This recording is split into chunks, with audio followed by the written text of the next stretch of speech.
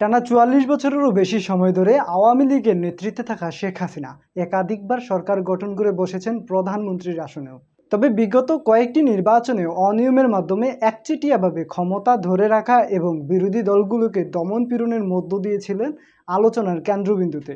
সবশেষ ২০২৪ সালের গণ অভ্যুত্থানের মুখে পড়ে দেশ ছেড়ে পালিয়ে যেতে বাধ্য হন ভারতে।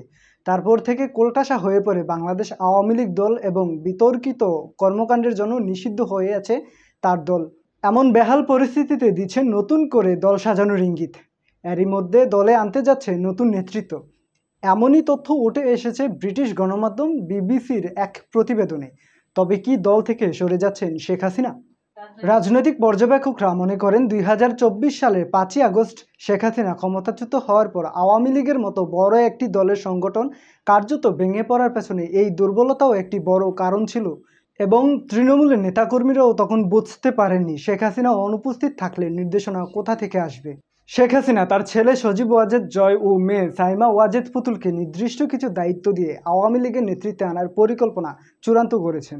পাশাপাশি শেখ রেহানার ছেলে রেদওয়ান মুজিব সিদ্দিক ববিও থাকবেন একটি গুরুত্বপূর্ণ ভূমিকায়। ভারতের কংগ্রেস দলের মতো বাংলাদেশ আওয়ামী লীগ দলও একটি পরিবার কেন্দ্রিক দল, আর সেই রাজনৈতিক পরিবার থেকেই নতুন নেতৃত্ব তুলে আনবে এটাই স্বাভাবিক।